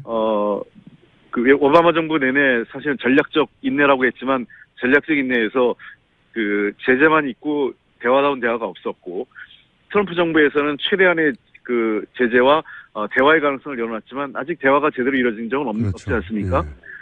그다음에 한국 정부, 물론 문재인 정부가 출범한 지 얼마 안 되지만 그 대화와 제재를 병행하겠다고는 얘기는 하지만 대화의 어떠한 구체적인 대화의 어떤 그 수단이랄까 접근 방법에 대해서는 아직까지는 구체적으로 밝혀진 바는 없습니다. 그것이 주무장관인 통일부 장관이나 외교부 장관 임명이 늦어지면서 그런 면도 있었겠지만은, 그러다 보니까 북한 입장에서는 그 대화 그 기존의 그 대북 정책, 즉 미국과 한국 또는 국제사회가 해왔던 제재나 압박 정책에서 별 변화가 없는 거 아니냐, 그러한 어떤 의구심을 갖고 이번 그 ICBM 개발을 미사일 실험을 단행한 것이 아닌가, 이렇게 생각됩니다. 지금 이제 한미 정상회담 결과 직접 오바마 정부는 전략적 인내라고 사실상 대화도 하지 않고 특별한 액션을 전혀 취하지 않는 전략이었다면, 이번 정상회담 결과는 대북 채널을 다시 열고 대화를 시작해야 하고 그 주도권은 남한이 가지겠다, 이거를 우리와 미국이 합의를 했다, 이런 의미가 있는 거 아니겠습니까? 예. 그런데 이제 이 미사일 발사 때문에 남한이 주도권을 잃을 것이다, 이런 분석이 어제 언론을 통해서는 제기가 됐는데, 이 대목은 어떻게 보십니까? 그거는 그렇게 한미 양국의 합의가 어떤 이러한 사건을 한 가지 사건, 물론 이게 단순하거나 아주 가벼운 사건은 아닙니다만, 이러한 사건을 염두에 두지 못하고 그렇게 합의했다, 이렇게 보진 않습니다. 좀 더 최소한 한국에게 운전대를 맡겼고, 그다음에 제재와 대화를 병행하겠다는 것에 한미 양국이 합의했을 때에는 일정 기간 그러한 정책의 기조가 지속될 가능성이 높다고 보셔야겠죠. 다만 지금 문제는 그러한 대화를 아직 대화가 재개조차 되지 않고 있는 시점인데, 북한이 장거리 로켓 미사일 실험을 함으로 인해서 도리어 대화를 할 수 있는 시기와 어떤 조건이 매우 어려워진 측면이 있다고 볼 수 있겠습니다. 그런 측면이 지금 한국 정부에게 부담이 된다, 이런 지적은 가능하겠지만, 우리에게 왔던 대북 정책의 주도권이 금방 상실돼서 다시 미국이 가져간다, 이렇게 얘기하는 건 너무 과도한 해석이고, 한미 양국의 정상회담의 합의를 너무 가볍게 평가하는 거 아니냐, 이렇게 생각됩니다. 대북 채널의 주도권을 이제 남한이 계속 가진다고 한다면 그러면 그 지금까지 드러난 그 문재인 정부의 대북 전략이라는 건 압박도 하지만 대화도 다시 시작해야 한다. 이거 아니겠습니까? 두 개를 병행해야 예, 된다고. 그렇습니다. 예. 근데 지금 이 상황에서 대화 재개를 하기 위해서 우리가 꺼낼 수 있는 카드가 뭐가 있을지 혹은 북한이 남한의 대북 남한의 어떤 대화 제의를 받아들일지 이런 건 어떻게 전망이 됩니까? 어떻게 대화를 하자고 제안을 해야 되는 상황인지. 이게 상당히 좀 어려워진 측면이 있죠. 원래 그 북한과의 대화의 그 축은 한 몇 가지로 나눠져 있습니다. 하나는 남북 간의 인도적 또는 그 사회문화 교류 차원에서의 남북 간의 대화가 하나 있을 수 있고요. 네. 그다음에 두 번째 채널은 북미 간에 있습니다. 북미 간의 그 소위 그 관계 정상화와 핵 미사일 문제를 포괄하는 대화 채널이 있고, 그다음에 세 번째 대화 채널은 역시 그 남북 간에도 이 가능한 얘기인데, 이거는 남북 간에 예를 들면 그 군사분 개선 내지는 군사분 개선의 긴장 완화하고 서해에서의 평화 문제, 이런 그 군사적 의제가 있을 수 있고요. 하나 더 나가서 의제가 있다면 이제 다자간 의제가 있을 수 있습니다. 육자회담 틀 안에서의 뭐 3자, 4자 내지는 육자회담을 포괄하는 이러한 형태의 대화의 틀이 있는데, 현재로서는 육자회담이 당장 가동되기가 쉽지 않고, 그다음에 북미 간의 대화가 그 어려운 상황에서 남북 대화가 모멘텀을 연다면 아까 말씀드린 것처럼 군사분 개선 중심으로 또는 서해상에서의 긴장 완화와 인도적 사회적 문화 교류의 차원에서의 대화가 먼저 시작될 가능성이 높겠죠. 그렇게 대화 재개를 그 가능성을 모색을 하면서 단계적으로 북한에게 그 육자회담 참여나 미국과의 어떤 전략적 자산, 소위 얘기해서 핵과 미사일 문제를 둘러싼 미국과의 대화에도 진정성을 갖고 좀 더 적극성을 갖고 나올 수 있도록 유도해가는 방안이 우리가 운전대를 쥐고 있는 상태에서 할 수 있는 어떤 그 현실 가능한 접근이 아닐까 생각을 하고 있습니다. 북핵 문제가 더 엄중해질수록 오히려 남북 대화가 필요하다. 이게 이제 문재인 정부의 기조인 것으로 알고 있는데, 그러면 네네. 이럴수록 아주 구체적이고 단순하게는 판문점 채널부터 빨리 복원해야 된다, 이런 주장도 있거든요. 예, 맞습니다. 그래서 아까 제가 말씀드렸던 그 사회적 문화 경제 교류란 대화가 한 축이 있고, 또 하나는 그 군사분 개선, 서해상을 포함한 군사분 개선의 긴장 완화 얘기하지 않습니까? 예. 지금 현재는 그런 그 군사분 개선상의 남북 간 그 대화 채널, 그러니까 최소한의 연락망마저 단절되어 있는 상태입니다. 예. 그래서 이건 매우 불안정한 상태이기 때문에 그런 대화 채널, 그러니까 통신 수단부터 복구해서 그 물리적 충돌이라든지 또는 안정적 우발적 충돌을 예방할 수 있는 그러한 대화부터 시작을 해야 되죠. 그런 대화가 저는 그 낮은 차원에서 높은 차원으로 올라가고, 또 사회문화적 교류 차원에서도 좀 더 우리 한국 정부의 입장 또는 국제사회의 어떤 여러 가지 그 우려나 또는 제안을 전달할 수 있는 인물들이 북한을 방문하는 게 매우 중요하다고 생각합니다. 지금 현재는 남북 간의 대화는 물론이고, 북한의 인식을 북한이 도대체 어떤 생각을 갖고 있는지, 북한이 무슨 의도를 갖고 이러한 그 도발적 행위를 하고 있는지에 대해서도 사실은 정확하게 우리가 판단을 할 수가 없어요. 그래서 과거와 같은 인적 교류는 매우 중요합니다. 그래서 과거 전직 장관이라든지 또는 북한에 대해서 어느 정도 이 대화의 채널을 참여할 수 있는 가능성이 있는 분들의 북한 방문이라든지 제3국에서의 북한 인사들과의 그 만남은 현재 우리가 할 수 있는 매우 효율적인 카드, 협상 카드나 또는 대화 전략이 아닐까 저는 생각하고 있습니다.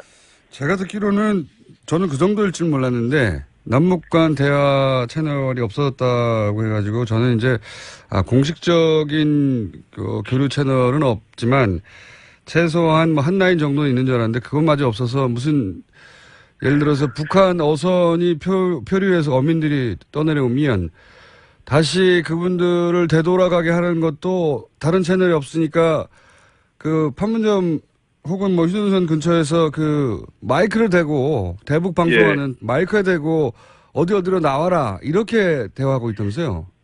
휴대용 확성기 같은 걸 들고 말을 전달을 하는 겁니다. 그럼 전화 채널 하나 없으니까 지금 서로 마이크 들고 하는 거잖아요. 지금 원시 시대로 돌아간 거 아닙니까 지금?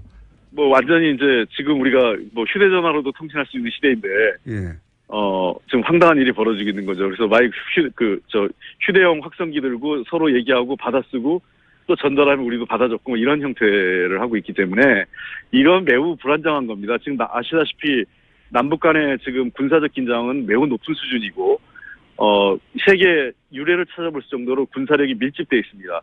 저는 중국 측이 최근에 했던 한반도 상황이 매우 엄중하다. 이 표현에 대해서는 우리가 좀 더 심각하고 무겁게 받아들여야 됩니다. 한반도를 둘러싼 지역에서 북한과의 무력 충돌은 우리에게는 거의 재앙과 같은 것이고요. 특히 뉴욕타임즈에서 대북 정책에 현재로서는 마땅한 카드가 없다라고 하는 그 기사를 봤는데 그 기사는 매우 우리에게 시사하는 바가 큽니다. 기존의 제재도, 그다음에 대화도, 또 압박도, 중국의 동참도, 또 군사적 수단, 이런 모든 한 5가지 수단을 검토해봤지만 그 어느 것도 효율적이지 않다라고 지금 분석을 하고 있거든요. 그 얘기는 5가지 모두가 효율적이지 않지만 5가지 모두가 다 필요하다는 의미가 있다고 생각을 합니다. 그래서 저는 이번에 좀 더 이 상황 자체를 좀 무겁게 받아들여야 한다고 생각을 해요. 그러니까 너무 이 군사적 옵션이라든지 또는 제재와 압박이 유일한 방법이다, 이렇게 얘기하는 것보다는 우리가 쓸 수 있는 가용한 수단을 다 총동원 할 필요가 있다, 이렇게 생각을 합니다.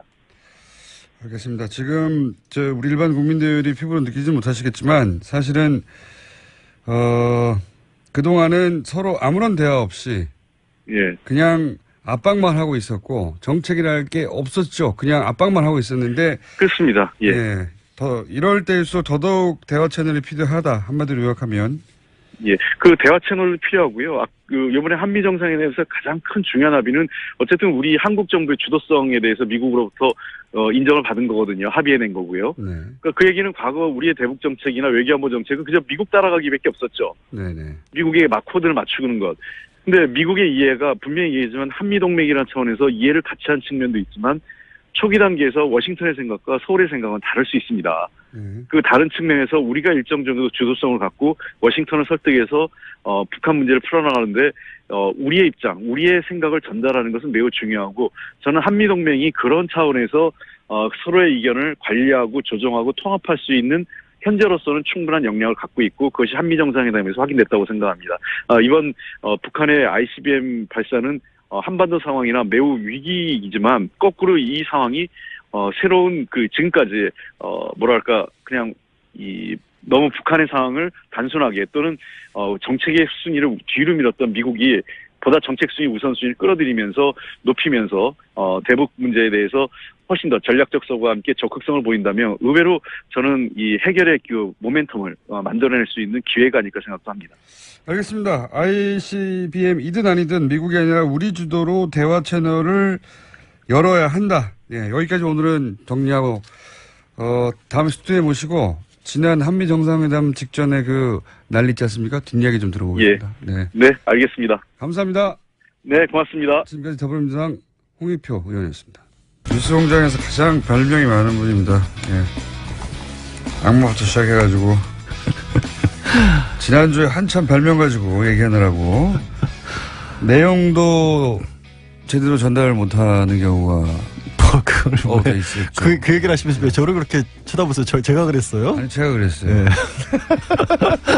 내용이 뭐 그렇게까지 중요하냐. 제 잘못이 아니었죠. 순간적으로 떠오르는 각종 아이디어들을 다 토해내야 된다. 그 아이디어라는 게 결국 중손이 어쩌니 그런 그게 재밌으셨어요? 중소마왕. 중소마왕 정도로 해놓고요.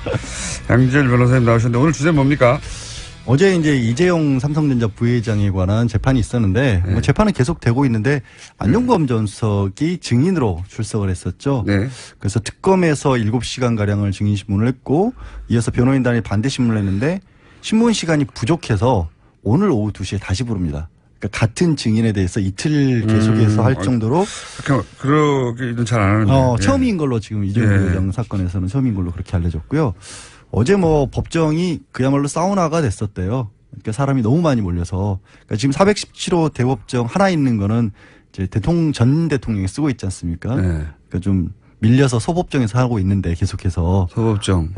에어컨 능력에 대한 지적입니까 지금? 아니 그건 아니고 그만큼 이제 세간의 관심사 삼성 관계자들 취재진들 많이 몰려가지고. 소법정이면 50명도 채 안 들어갈 텐데. 그렇죠. 그러니까 그럴만했죠. 중앙냉방이. 제가 자주 앉아봐서 알죠. 근데도 앉아보고 작은데도 앉아보고. 저기 공장장이 앉을 때는 사람이 그렇게 몰리진 않았잖아요. 무슨 소리입니까? 꽉꽉 찹니다 항상. 그래요? 네. 자랑스러우세요? 아니면 기자들 잡혀가나 안 잡혀가나 모르고. 아이고, 자, 한 번도 잡혀간 적 없다. 다시 말씀드리고. 근데 이게 여기서 우리가 이제 종범실록이라고 계속 주장하고 있는 안종범 수석의 증거 능력을 가지고 다퉜다면서요. 63권에 이르는 그야말로 꼼꼼한 메모, 그러니까 박 전 대통령이 기록을 한 부분이 있고 거기에 더 나가서 본인이 정리한 내용까지 들어있는 수첩인데 거기 굉장히 여러 가지 얘기들이 들어있을 거 아니에요. 그렇죠. 그 중에 어제 집중적으로 이제 그 삼성과 관련된 부분에 대해서만 특검과 변호인단이 이제 그걸 가지고 집중 추궁을 했는데 문제가 좀 생겼어요. 어떤 문제가 생겼습니까? 그러니까 순서가 첫 번째로 이거를 증거로 쓸 수 있느냐를 다투고 그다음에 쓸 수 있다면 이게 과연 믿을만 하냐를 다투어야 되는데 일단 변호인단에서 이거를 아예 증거로 쓸 수 없다는 주장부터 하고 시작을 했어요. 이재용 부회장 쪽에 변호사들 굉장히 유능한 분들이기 때문에. 그렇죠. 형사사건 전문가들이니까. 예. 그리고 이제 뭐 돈이 부족합니까? 뭐가 부족합니까? 최고의 변호사들도 구축했을 거라고 보는데 그래서 기발한 법논리나 혹은 빈틈이나 혹은 뭐 생각지 못했던 걸 잘 들고 나올 거라 저는 생각을 하고 있어요. 저도 어제 이제 언론 기사를 쭉 보다가 기사들 어디를 치고 들어왔습니까? 이런 기사들이 꽤 있더라고요. 뭐냐면 안종범 전 수석이 정말 박 전 대통령의 말을 그대로 다 적었다라고 써가면서 그냥 딱 느끼기에는 이거는 뭐 어떻게 할 수가 없는 증거였구나. 네. 완벽한 증거네. 그렇죠. 발목이 잡혔네. 그게 완전히 반전이 생길 수 있는 거예요. 뭐냐면 이른바 전문 증거라고 하죠. 들은 얘기다. 그러니까 이런 이게 들은 이야기다. 뭐냐면 이런 거예요. 예를 들어서 아니 머리가 좋아요, 확실히. 확실히 저도 이거를 머리가 좋아요. 이거를 그렇게 돌릴 수가 있겠구나 하는 게 법정에 근데 그 논리를 들어주면 안 된다고 저는 보는데 어쨌든. 이런 논리인 거죠. 전문 증거라는 게 이제 들은 얘기라는 게 그렇게 치고 나올 줄이야. 증인들이 누군가 출석을 해서 예를 들어서 이런 거죠. 김호준 공장장이 고깃값을 떼먹고 도망갔습니다. 식당에서. 라고 이제 출석을 하는 거예요. 만약에 사기죄로 재판을 받고 있으면 밥값 안 내고 도망가면 사기죄거든요. 근데 그걸 그럼 양절 좋은 예네요. 양절 당신이 밥이 아니라 고기 먹다가 도망간 걸로 해주세요. 제가 그래서 고깃값 떼먹고 도망갔다 그랬어요. 그랬어요? 그게 그렇게 중요하세요. 근데 그래서 이제 제가 예를 들어서 증인으로 나선 겁니다. 그랬더니 이제 판사가 물어보는 거죠. 양절 당신이 봤습니까? 직접 봤어? 덜에 들었어. 그러니까 제가 본 건 아니고 그때 당시에 뭐 정모 PD랑 뭐 이모 작가가 그런 얘기를 했었어요. 이게 전문이라는 건 전에 들었다는 그렇죠. 얘기입니다. 제가 본 건 아니잖아요. 전문적 할 때 전문적이 아니라. 그러니까 그럼 이제 법원에서 판사가 그러는 거죠. 그러면 당신이 보지도 않은 얘기를 어떻게 얘기를 하냐. 그러면 그걸 봤다는 정모 PD랑 이모 작가를 불러라. 그래서 그 사람들도 맞습니다. 저희가 그걸 봤고 우리가 그거를 양지열 변호사에게 얘기를 했습니다라고 했을 때야 비로소 김어준 공장장이 고깃값을 떼먹고 달아났다는 증언이 성립을 할 수 있는 거거든요. 그래서 전문은 증거로 채택 전문 증거 배제인가요? 뭐 그런 거 있지 않습니까? 그런 것도 아세요? 진짜. 제가 법조인이에요. 제가 거의. 왜냐하면 저도 전에 들은 걸 가지고 얘기를 하거나 법정에 다투거나 하는 경우가 있기 때문에 하여튼 전에 들은 거는 법정력이 떨어져요. 원칙적으로 못 써요. 원칙적으로 못 쓰고 반드시 본인이 나와서 얘기를 했는데 그럼 이걸 그대로 고수를 하면 그래? 그러면 안종범 수석이 박 전 대통령이 얘기한 걸 그대로 적었으면 박 전 대통령을 불러서 얘기했냐라고 확인을 해야 된다는 얘기죠. 본인은 안 했다고 할 거라면 그러면 안 했다고. 이게 완전히 이상해져 버리는 거예요. 그렇게 치고 들어간 겁니다 지금. 그렇게. 아니 당신은 그냥 들었을 뿐이잖아. 근데 상황 자체가 보통은 그렇게 정말 사건과 관계없는 제3자가 나와서 그런 얘기를 했었을 때 저 사람 말 못 믿겠습니다 라면서 따지는 건데 안종범 수석 같은 경우는 사실상 사건의 당사자잖아요. 그리고 저는 이걸 들이대면 안 된다고 보는 게 법 정신이 어긋난다고 저는 준법조인으로서 주장하는 것이 이건 보통 어떤 사건을 목격한 사람 또는 진짜 목격했어 안 했어를 따질 때지 지금은 사건의 목격이 아니고 사건의 당사자가 말해준 걸 그대로 기록했을 뿐이잖아요. 그러니까요. 이건 전문이라고 보면 안 된다고 봅니다. 근데도 이게 어쨌든 형식적으로 놓고 보면 거기에 그렇겠죠. 해당을 하는 거예요. 그러니까 형식 논리로는 그렇게 치고 들어갈 수 있는데 그래서 법원이 이걸 받아준다고 하면 이게 하여튼 근데 가끔은 법리라는 게 이론을 만들어 놓고 거기에 실제 상황을 맞추다 보면 전혀 예상치 않은 상황에도 그 법이론이 들어맞아 드는 경우가 있는데 놓고 따지면 그런 거예요. 그래서 판사가 필요한 거 아닙니까? 그래서 이제 어쨌든 근데 특검에서는 주장을 하기를 아니 얘기한 대로 안종범이라는 사람이 그냥 어디 가서 길 가다가 박 전 대통령이 막 얘기를 하는데 저런 얘기를 하네 하면서 적은 게 아니고 그렇죠. 그게 맞는 자기 얘기죠. 일하려고 열심히 받아 적은 건데 기록한 겁니다. 그걸 기록. 어떻게 그 전문 증거를 따지느냐라고 그렇죠. 하고 맞습니다. 있어요. 이제 판사는 오늘 증인신문까지 해본 다음에 정한다고 했어요. 말도 안 되는 소리라고. 물론 뭐 판사는 어디까지나 결론을 최종적으로 내기 전까지는 중립적으로 그렇죠. 변호사의 법논리도 충분히 듣고 검사의 논리도 들어봐야 되죠. 근데 저는 이 경우에는 검사가 말하는 게 너무 상식적이고 이번에는 검찰 편을 들어야 되는 거죠. 이번에는 왜냐면은 저는 그렇죠, 사실은. 그 이상의 비유가 없다고 보는데 안종범 수석이 예를 들어서 박근혜 대통령하고 이재용 부회장이 저쪽 걸어가고 대화하는 걸 내가 옆에서 들었어. 옆에서 들었어. 공원에서 앉아. 그런 목격자인데 네. 직접 듣지는 못했고 들은 사람한테 들었어. 이럴 경우에나 전문을 들이대는 거지. 당사자가 말한 걸 기록은 기록물입니다. 이거는. 그렇게 검찰은 주장하고 있어. 근데 이제 맞죠. 이게 만약에 증거로 못 쓰일 경우는 어떤 문제가 생겨버리냐면 다 무너지죠. 아예 수첩은 다 빼고 이제 증인으로 출석해서 한 얘기는 증거로 쓸 수가 있어요. 여전히. 그러면 정말 이재용 부회장은 석방될 가능성이 굉장히 높아지는 거예요. 근데 이재용 부회장이 석방되면요. 그러니까 이 뇌물죄로부터 벗어나면 박근혜 전 대통령부터 벗어나고요. 사실은 무너지죠. 최순실도 벗어나는 겁니다. 국정농단이 없었던 거예요. 아니 있긴 있죠. 직권남용에서 끝나겠죠. 자잘한 것들이 5년 남죠. 이하에서 끝나겠죠. 자잘한 것들 남죠. 네, 집행유예로 나오죠. 그러면. 그렇죠. 최순실도. 그런 상황인데 이게 말이 됩니까? 그럼 탄핵을 왜 했어요? 왜 저한테 시위를 하세요? 갑자기 촛불을 들려고 그러시네 여기서. 아니 저는 최근에 삼성에서 낸 물론 변호인은 최선의 법. 그러니까 뭐 변호인의 역할이니까. 그렇죠. 최대한의 법익을 보호하기 위해서 노력해야 되고 영리하게 해야 되죠. 이제 결국은 판사가 잘 판단해야 되는데 최근에 왜 말세탁 관련해 가지고 이거 말세탁이 이렇게 매매 계약 해제. 처음 듣는 거예요. 매매 계약 해제는 저는 말 매매 계약 해제. 그것도 말 매매를 했는데 9개월을 있다가 해제하는 건 처음 듣는. 근데 그것도 계약서를 해제 계약서만 냈어요. 원 계약서가 아니라 제가 알기로는. 그럼 월 계약서에 원 계약서가 9개월 이후에도 해제할 수 있는 특약이 있거나 9개월 동안은 판매할 수 없다고 하거나 그래야 줄곧 주장할 수 있으니까. 어찌됐든 말도 안 되는 소리인데. 말까지 데리고 들어왔으니까. 말도 데리고 들어왔어요. 재구입했다고 말할 수 있는 거잖아요. 근데 문제는 재구입했다는 걸 특검이 증명을 해야 되는데 물론이죠. 어떻게 증명을 하겠어요? 그러면 삼성은 9개월 동안 줄곧 자기 것이었다는 걸 입증해야 되거든요. 근데 쌀스도 말은 팔아버렸어요. 이미 줄곧 자기 것이 아니었고 사실상 소유권이 이전됐다는 게 입증되는 건데 이런 얘기를 해봐야 소용없고 제가 하려고 하는 말에 특검이 해야 되는 제가 판사가 아니기 때문에 하는 말의 핵심 뭐냐면 삼성의 이 변호인단이 참 열심히도 하고 새로운 논리도 많이 개발해내고 유능해요. 분명히 저도 변호사로서 인정을 해요. 이런 여기서 전문인 등장할 줄이야. 상상도 못했어요. 저도. 정말 헛절 팍팍 치고 들어가는. 거꾸로 말하면 그만큼 별로 할 말이 없는 거예요. 근데 기본 논리로는 거기에 이제 추가적으로 다음에 이제 그러면 증거 능력이 인정된다고 치고 예를 들어서 그다음에 또 문제점일 수도 있어요. 뭘 파고들었냐면 안종범 주석이 워낙 박 전 대통령이 말을 빨리 하니까 단어 위주로 적었다는 건 익히 알려진 사실이잖아요. 그렇죠. 근데 단어 위주로 적어놓다 보면 주어 수로가 빠져 있으니까 거기에 뭘 끼워 넣느냐에 따라서 말이 완전히 기억을 재구성할 때 이게 안종범 수석의 기억에 의존한 것이고 자신이 이렇게 해석했다는 뜻이 되는 그렇죠. 거 아니냐. 그러니까 단어로 예를 들어서 김어준 고깃값 써놓으면 고깃값을 냈다는 건지 떼먹었다는 건지 없지 않느냐. 이런 부분을 하나하나 다 파고들고 있어요. 거기다가 안종범 주석이 무슨 얘기를 시작하냐면 기억이 안 난대요. 이제 또.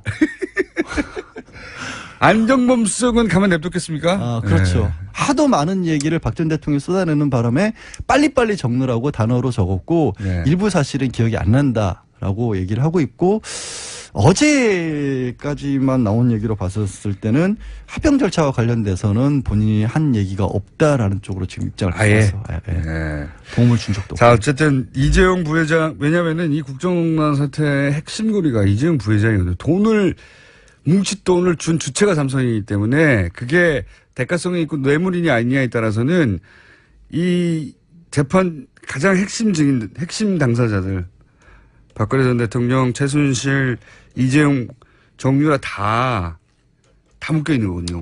다 묶여 있죠. 운명 공동체인데, 근데 그 중에서 가장 강력한 변호인단을 구성했고, 변호인단 구성에 사실상의 제약이 없는, 뭐, 금전적 제약이든 없는 삼성 쪽에서 가장 강력하게 치고 들어와서 이재용 부회장을 빼내려고 할 것이라는 건 그러니까 예상했던 지금 이제 바죠. 한 법무법인이 선임이 돼 있지만 보통 이렇게 해요. 법무법인 한 군데가 대표로 나가 있고 뒤에 이른바 뭐 코치라고 해야겠죠. 각 법무법인들의 그 관련된 사람들에 대해서는 다 리포트를 받아요. 그러니까 한 법무법인이 아닌 정도가 돼요. 이런 정도 사건에서. 그렇죠. 네. 그러면 그야말로 대한민국의 형사사건 특히 뇌물죄와 관련해서 속된 말로 콧방귀 좀 낀다고 하는 사람들은 다 뭔가 지금 연관이 돼 있다라고 보면 돼요. 그냥 방귀깨나 낀다고 하지 않습니까? 콧방귀가 아니라. 그런가요?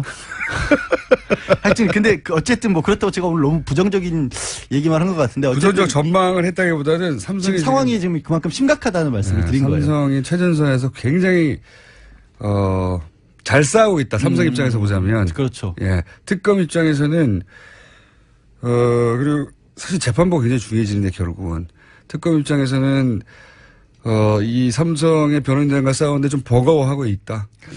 잘 싸우고 있지만. 현실적으로 잘 싸우고 있지만 워낙 일이 많으니까 지금 대통령도 있고 뭐. 예. 그래서 저는 관심을 많이 가져야 된다고 봅니다. 이 사안은. 그리고 왜 삼성이 변호인단이 주장하는 논리 중에 말이 안 되는 것들이 있거든요. 당연히 말이 안 되는 부분들이 근데 있죠. 그분들에 대한 보도가 없어요. 잘. 그게 되게 이상한 게 진짜 이상하죠. 진짜 저도 여기서만 얘기하고 있어요. 저도 되게 이상한 게 저도 혼자서 얘기하거나 기사들을 막 찾다 보면 없어요. 없다기보다 변호인단의 발언들이 더 많이 눈에 띄어요. 거꾸로 변호인단의 주장만 반론이 나왔다. 이렇게만 나오지. 그게 왜 특검에서 이런 식으로 주장했다는 걸 찾아보기가 어려운 게 제가 특검은 한 줄 나옵니다. 오늘 아침에도 야 이거 내가 이거 재판에 들어가 앉아 있어야 되나 이거 할 얘기가 별로 없는 거예요. 사실. 들어가서 앉아 계세요 그러면.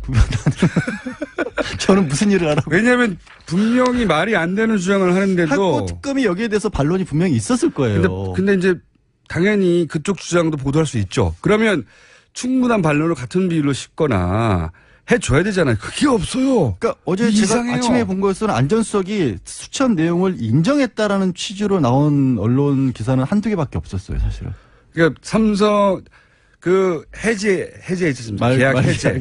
진짜 웃긴 저는 발언이라고 생각하는데 짚어주는 데가 없어요. 그러니까 아니 짚어주는 데가 없는 게 아니라 그 상황이 왜 해제되는지를 짚어주는 데는 많아요. 해제됐다는 취지로. 그렇죠. 그러니까 그거는 삼성 측의 주장이지 않습니까? 그래서 삼성 측의 주장을 광고해 주는 건데 그 주장이 왜 이상한지 혹은 허점이 뭔지를 짚어주는 데가 왜 여기 뉴스공장밖에 없는지. 저도 이런 얘기 삼성 광고를 못 받고 있나요?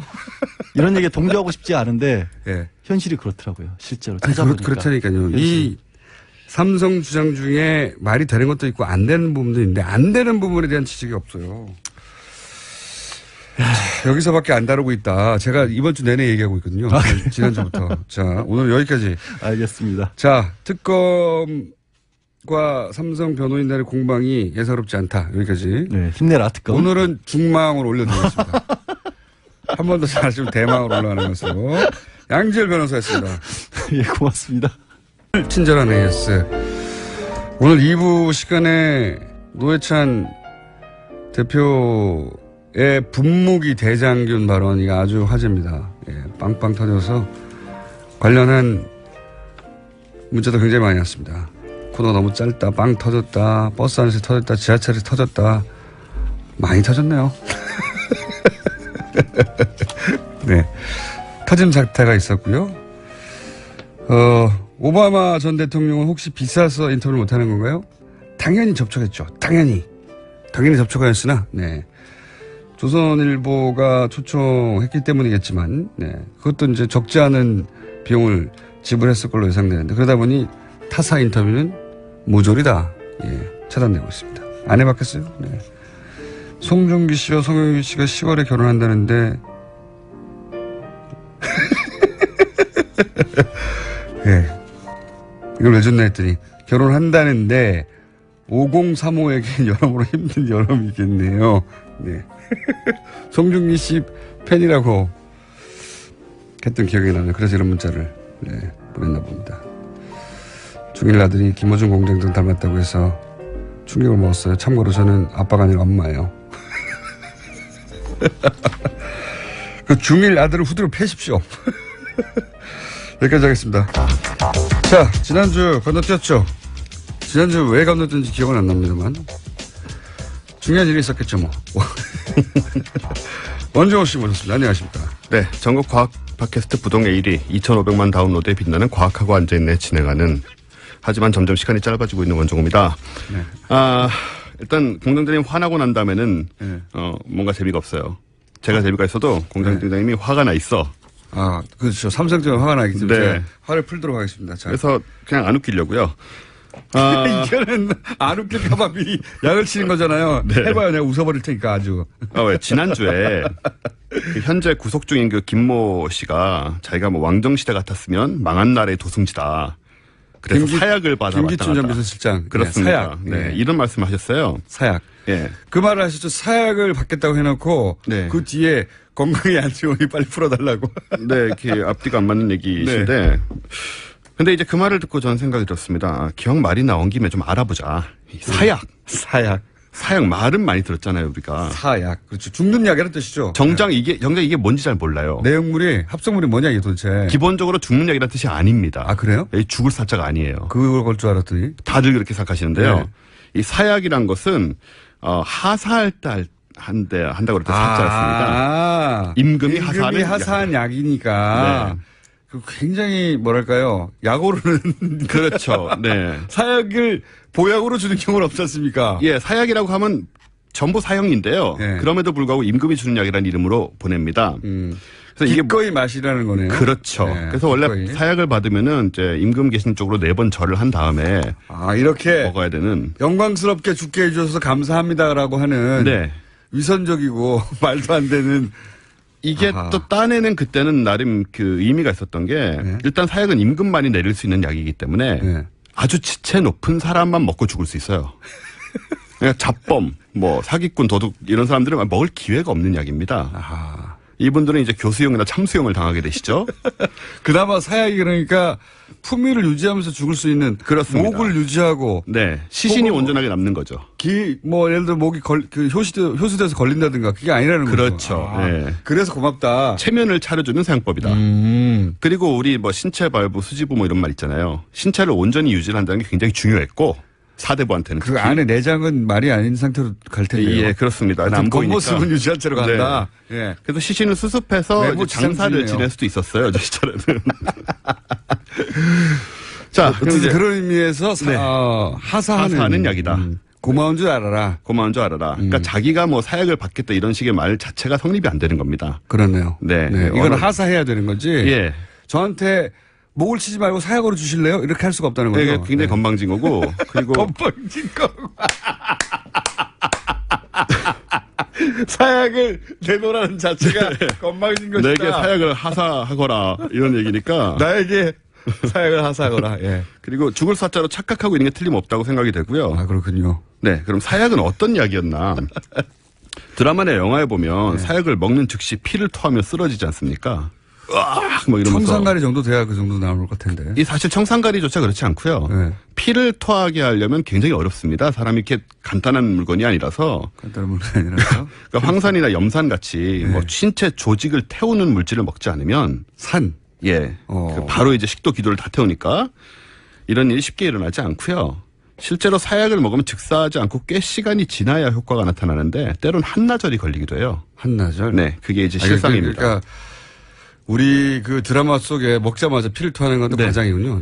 뭐 완전히 잘못된 얘기고. 피를 토하지도 않을 수도 있겠군요. 실제로. 피를 아예 안 토합니다. 그렇군요. 네, 조용히 이렇게 얌전하게 돌아가시게 되고요. 그러면 마시고 수면 중에 죽는다. 뭐 이런 거에 고통을 그렇게 느끼지 못하고. 고통은 느끼는데요. 천천히 오래 느끼게 돼서 오히려 힘듭니다. 그거 안 좋네요. 네. 저는 목을 쳐달라고 하겠습니다.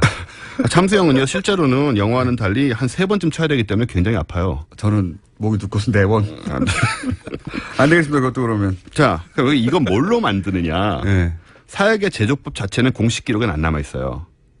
그래요? 그렇겠죠. 예, 그치. 왕의 비법이겠죠. 그렇죠. 아주 특별한 경우니까 실제로 사약을 먹고 죽은 사람이 그렇게 많지도 않습니다. 그래요? 근데 조정의 내의원에서 담당했다고만 알려져 있는데 전반적인 상황을 보면 다양한 독초들이 쓰였을 수도 있다고 보지만 우리가 사극에서 나름 익숙한 비상이란 물질이 있습니다. 비상이 뭡니까? 비상을 들고 다니다가 뭐 먹었다 이런 식의 얘기들이 그렇죠. 나오는데 비상이라는 거는 이제 이름만 들었지 잘 모르실 텐데요. 독극물인 비소 성분이 든 돌을 데워서 아하. 그 증기를 결정으로 만드는 거예요. 즉 비소인 거죠. 그럼 독약 맞네요, 비소. 예, 비소. 비소는 원자번호 33번. 예로부터 독약으로 많이 쓰였는데 얻기도 쉽거니와 많은 약을 먹으면 식도와 위, 장, 신장에 이제 치명적인 장애가 일어나서 금방 죽게 됩니다. 그래도 몇 시간 걸려요. 그러니까요. 장애 이상이 생겨 죽는 것은 오래 걸려요. 그러니까 이런 거는 이렇게 피토하고 죽게 된 이런 상황이 아니죠. 한편으로 조금씩 천천히 쌓이게 할 수도 있어요. 그게 이제 암살의 기법이니까. 그렇습니다. 그래서 비소가 많이 쓰였는데 그 경우에는 이제 장기의 만성적인 질환도 생기지만 암을 또 일으키기 때문에 사실이 왜 죽는지 모르고 죽는 거죠. 그게 이제 나폴레옹이 유명하죠. 나폴레옹이 비소로 인해 암살됐다 뭐 이런 얘기가 있는데 비소 중독으로 죽었다 뭐 네. 실제로는 그 세인트 헬레나 섬에 유배돼서 한 20년 가까이 살았는데 머리카락에서 비소가 검출돼서 암살됐다고 했거든요. 근데 독살보다는 그 벽에 칠한 녹색 염료 이 벽지 색깔 거기에서 비소가 흘러나와서 죽었다는 게 요즘은 이제 지배적인 생각이에요. 네. 자, 이게 어디로 가고 있습니까? 자, 지금까지는 대충 재밌는 부분도 있는데. 네. 결론을 어디로 향해 않겠다고 할까요? 얘기를 드렸습니다. 오늘은 정보. 웃었어, 두 번. 그러게 말이에요. 아무튼 간에 이 맹독성 광물인 비소가 주성분이 사약이다. 예. 근데 누구에게나 듣던 게 아니에요, 이게. 내성을 가진 사람이 있습니다. 사약이 몸에 맞아. 안 들어. 네. 사약 몸에 맞아가지고. 예. 아주 대표적인 경우가 두 케이스가 있는데요. 사약 체질이라고 할 수 있는. 사약 체질. 조선 명종 때 임형수라는 분이 있습니다. 아, 이게 진짜 실록에 나와 있는 실화입니다. 거예요. 네, 이거는 완전히 기록에 남아 있는 건데 이분은 원래 이제 호걸이긴 한데 사약 16사발을 먹었어요. 한 사발로 안 됐어. 이게 아마 액체로 따져도 거의 치사량에 도달하지 않을까 싶은데. 한 잔 마시고 별 이상이 없습니다. 한 잔 더 먹어라. 또 먹고. 너는 몸이 크니 또 먹어라. 또 먹고. 그래서 16사발을 연속해서 계속. 그래도 죽지 않아서. 그래서 죽지 않았어. 2사발을 더 먹였는데. 18. 그래도 안 죽어서. 결국 밧줄로 목에 걸어서. 예. 아니, 치사하네요. 이 정도면 살려줘야 된다? 임금이 하사한 방식으로 안 되면 그걸로 끝이어야지. 예, 그게 원래 이런 일이 가끔 있어서 사약을 엄청 많이 가져가는데 이렇게 떨어지는 경우가 있어요. 그럼 다시 가서 가져오는 동안은 며칠 살 수 있었다 이런 얘기도 있습니다. 그다음에 또 유명한 분은 이제 숙종조의 송시열이라고 유명한 학자 계시죠? 아, 송시열. 네. 이분은 평소에 비상을 약으로 먹던 체질이었어요. 그래서 2사발을 먹고도 약이 듣지 않고요. 그래서 불러내서 원래 약을 먹고 방에 들어가거든요. 안 죽으니까 불러내가지고 3사발을 원사실 시켰습니다. 3사발을. 그래서야 목숨이 끊어졌다. 3사발. 예. 어쨌든 그분은 그 약이 효과가 있었고 그 18사발 경우에는 기록적이네요. 그건 좀 정말 이상한 케이스죠. 아무튼 이런 경우들을 보면 확실한 죽음을 위해서는 사약이 그리 좋은 선택은 아니라는 것을 참고로 말씀드리고 싶고요. 어차피 제조법도 모르기 때문에 제한할 수도 없잖아요. 그렇습니다. 우리 독으로 말하자면 사실 비소보다 훨씬 빠르고 효과적인 것이 많습니다. 흔히 청산가리라고 불리는 시와나 칼륨.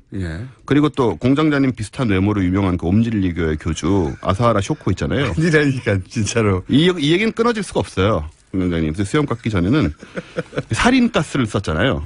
이게 살인가스가 사람 죽이는 살인가스가 아니고 살인가스입니다. 네. 살인가스입니다. 독성이 청산가리 500배 다른다. 아주 독한 물질이죠.